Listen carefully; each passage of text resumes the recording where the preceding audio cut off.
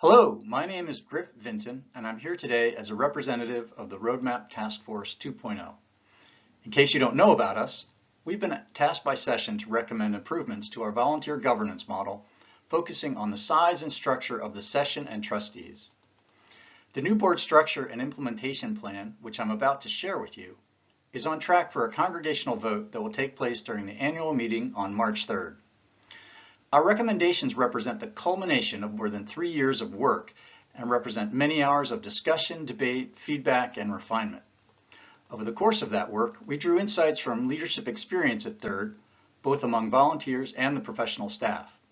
But we also gathered advice and counsel from outside experts, other congregations, and the Presbytery of Genesee Valley. This narrative video slideshow is meant to be an efficient summary of key points to inform your understanding and generate support for our proposal. I won't take up more than 15 minutes of your time, and if at the end of that time you want greater context for our recommendations or to see how they have evolved, there's a supplemental video available for your review. The link to that content should be available via the same communication that directed you to this presentation. Let's start by answering 4 basic questions to give you a short overview of the plan, which will also serve as the agenda for this presentation. So why are we doing this? In short, Third is operating under an outdated and unwieldy board governance structure, which has become an obstacle to effective strategy development and policy making. This board burden, both in size and misdirected effort, is putting precious volunteer energy at risk. What does the new structure look like then? To do this, we've taken a fresh look at the session and distributed its scope among 6 pillars of ministry activity, each of which will be led by an elder on session. 4 committees that manage resourcing and assets become special committees of session, each also led by a ruling elder. Those committees include budget and finance, property, personnel, and generosity and gratitude. The new structure will also absorb all the functions of the current Board of Trustees. Other committees and ministry activities continue their work as before, but as teams rather than committees of session or trustees, and without the need for an elder or trustee chair, as we have sometimes required in the past. And where does the impact of this show up? The deacons will remain at the current size, which is appropriate for their service mission of delivering congregational care. So our focus is on the session and trustees as the current bicameral governing boards. This new model reduces the elders on session from 24 to 12 and eliminates the 15-member Board of Trustees. The nominating committee will also be reduced by 2 members, a deacon will be added to personnel, and treasurer term limits will be established. Requirements for youth elders and deacons will be relaxed and made optional. So finally, how will we transition to this new model? In preparation for a potential approval, we have already shared initial versions of this plan and gathered feedback over the past 6 months from the entire staff, current committee chairs, and all 3 boards. New position descriptions have been created for the new session roles, and all serving session elders and trustees are being interviewed to understand their desired role in the new structure. Some are choosing to continue as pillar or special committee leads, while others are choosing to be released from session commitments to focus their passion on a ministry team. The net effect is we will move to the new model in the next program year via a transitional session of 14 before reaching a steady state of 12 elders in the following year. I know this slide gives you a lot to digest, so let's look at each of these questions separately and give you some visuals to help explain the plan. The next 2 slides dig a little deeper to make the case for these changes. Our investigation identified 4 situation drivers that characterize the challenges inherent in the current board structure. At the top of the list is our current large board size for both session and trustees. The boards we live with today are rooted in last century's post-war church membership boom, yet there's been no significant change in over 30 years to board size requirements in the bylaws. This even though the current congregation is at least 30 to 50% smaller than pre-2000 membership. The committee structure within each board can act as a distraction from board strategic vision and focus, where wide-ranging committee activity reporting have historically dominated board agendas, although I will add that strides have been taken to better address this recently. And this attention to tactical needs can tend to limit the board's ability to focus on vision and strategy discussions. Further, the separate trustee board creates artificial distance between budgeting decisions and policy needs. Volunteer commitment and energy may be at risk due to our tradition at Third that currently serving elders or trustees must chair all committees. We also heard persistent reports that nominating the full complement of required officers is increasingly challenging. So eventually, volunteer overcommitment and looming burnout could risk undermining Third ministries. Finally, the board bicameral structure for session and trustees is out of step with current New York State law and current practice among our peer congregations. Historically, New York State law required separate session and trustee boards. To be fair, this bicameral approach for governance did serve Third well over the years, but current law and the Book of Order now permit a streamlined unicameral executive board. Our learnings and insights from the prior slide helped us clearly define 4 problem areas to be addressed by the new structure solution. The large board size is clearly a burden on many fronts, so we think that Third can be led and governed more effectively and efficiently by fewer members of the congregation, while fully enabling a pathway for all to be involved in carrying out the mission of the church. To address the lack of vision and strategy, we suggest that streamlined and unified board structures, organized around core ministry objectives, can enable integrated vision, policy, and budget development, maximizing our sustainable impact in meeting Matthew 25 commitments.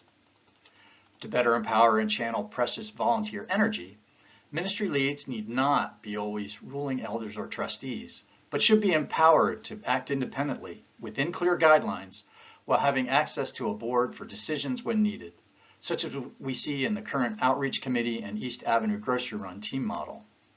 Finally, and perhaps most significantly, we suggest moving away from an outdated board legal structure. Folding trustee responsibilities into a unicameral session board of elders will significantly streamline governance and enhance a unified approach to strategic objectives.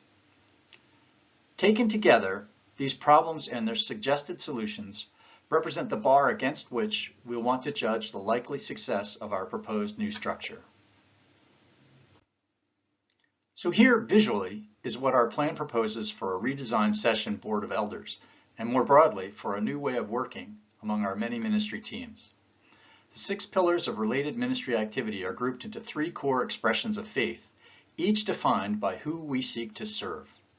On the far left, the activity pillars of worship and faith formation anchor our relationship with God through spirituality. In the middle, the activity pillars of outreach and inclusion support our relationship with others through mission. Finally, the activity pillars on the far right, congregational engagement and ministry empowerment, support our relationships among each other through the congregation. The 6 elder pillar leads are meant to provide strategic vision and support within their pillar, while leaving the bulk of the activity management to the teams they oversee. The congregational pillars of congregational engagement and ministry empowerment are also each home to 2 elder-led special committees of session, which provide overall stewardship for the resources of the church, be they time, talent, or treasure, replacing the functions of the Board of Trustees. These 4 committees will continue to operate much as they do today. Finally, the roles of the presbytery representative and clerk of session are each carved out to allow more dedicated coverage in those areas. As a whole, this more integrated structure should allow the 12 members of the session to increase focus on strategic vision, policymaking, and budgeting, and less time on tactical day-to-day concerns. In this view, I am showing how most of our extensive ministry activity teams would align within the 6 pillars. Outside of the 4 special committees of session I just discussed on the prior slide, there are 2 key implications for current committee chairs, which are captured in the red font here. The first is that ministry leaders for these former committees of session or trustees no longer need to be church officers. The second is that we can now refer to all these groups simply as teams within their pillar, rather than committees, subcommittees, task forces, and the like. So other than a possible change in their reporting line to session, ministry activity teams continue as before.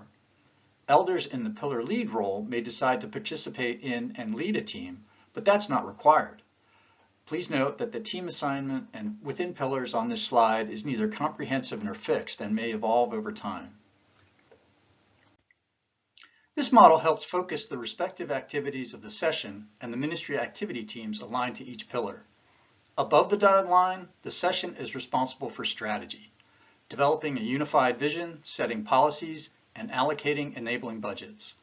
Below the line, volunteers on our myriad ministry activity teams channel the board vision and into action by implementing policy guidance and achieving objectives. So let's see where the new plan would impact the current complement of officers and their involvement on bylaw committees. Except as noted, the current bylaws prescribe these counts of elected roles by class year and their participation on nominating, personnel, and JBF, although we have rarely achieved these requirements with any consistency, especially for youth, deacons, and elders. For elders and deacons, we currently need 24 of each across 3 class years, plus annual participation of 2 youth for each role.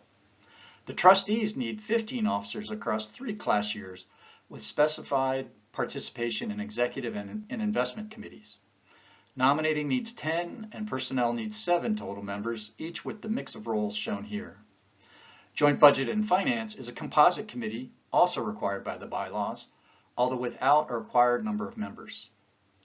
Even if we ignore the youth requirements, our current bylaws suggest we need a combined 39 session and trustee officers to effectively govern third. The new structure reduces session from 24 to 12 elders via the pillar structure and converts youth participation to an option for both elders and deacons. Though initially skeptical of moving to a unicameral board without trustees, the Roadmap Task Force found most congregations already operating under a single smaller board, with some recently making the transition, including our friends at Asbury First, just down East Avenue. Over time, each member of our Roadmap 2.0 team has come to support the unicameral model for third. So we plan to dissolve the Board of Trustees and move to a single board structure. Finally, some trimming of nominating and personnel committees will also allow further reduction of volunteer commitments. Now about transition. Our goal to get to a streamlined session of 12 members spread across 3 class years means we eventually need nominating to deliver 4 new elder elections each year.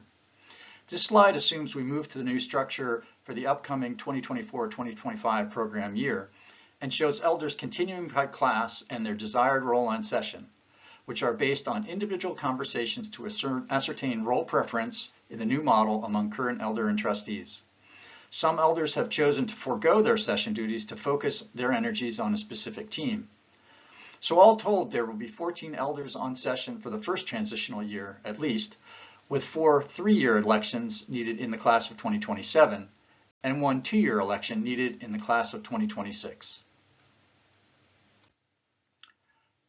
Playing that plan forward 1 year, in 2025, we complete our transition to full implementation of the new model with the election of 4 new elders to the class of 2028 and are at the desired 12 elder total. So now you've heard our plan, why we're proposing it, where it will impact our boards, and how we will transition to the new model. We now need a congregational vote for approval to enact amendments to the bylaws, which incorporate all the personnel adjustments needed to implement a smaller session structure and dissolve the Board of Trustees. Thank you very much for your time and attention. We've covered a lot of ground in a short period of time. I hope you found this time well spent and you now feel well informed and comfortable with our recommendations. If not, please take advantage of the town hall opportunities, either via Zoom or in person, on Sunday, February 18th in the Celebration Center after the intergenerational gathering at approximately 12:45, or on Sunday, February 25th, immediately following worship. You can also reach out to any of us on the Roadmap Task Force 2.0 if you prefer. Please remember to join the annual meeting on March 3rd, either in person or online, and vote on the motion to move third governance forward. Thanks so much.